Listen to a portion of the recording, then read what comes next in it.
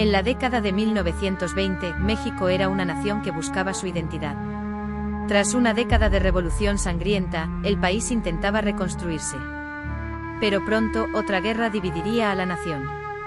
El presidente Plutarco Elías Calles estaba determinado a modernizar México. Para él, la Iglesia Católica representaba el pasado, un obstáculo para el progreso. En 1926, implementó una serie de leyes que restringirían severamente la práctica religiosa. Las nuevas leyes fueron devastadoras para los católicos mexicanos. Los sacerdotes debían registrarse con el gobierno. Se prohibió la educación religiosa. Las iglesias se convirtieron en propiedad del Estado. Y los sacerdotes extranjeros fueron expulsados del país. Al principio, la resistencia fue pacífica. Millones de católicos firmaron peticiones. Se organizaron boicots económicos. El gobierno respondió suspendiendo todos los servicios religiosos, cerrando cada templo en México.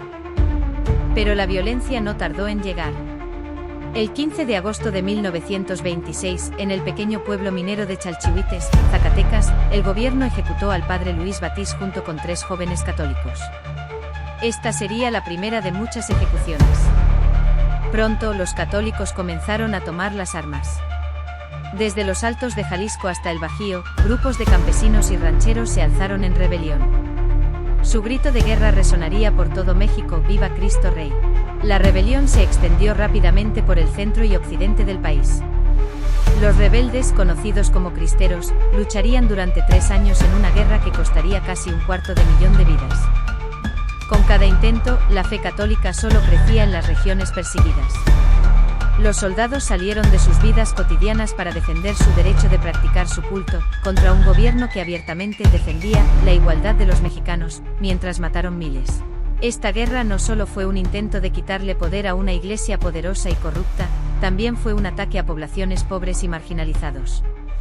En ciudades como Acatic, Jalisco, los soldados le dieron el pan sagrado a los caballos, y en otros pueblos, iglesias fueron bombardeados por el gobierno. Aquí se ve soldados llevando los vestimentos de los sacerdotes, en plena vista de curas ejecutados delante.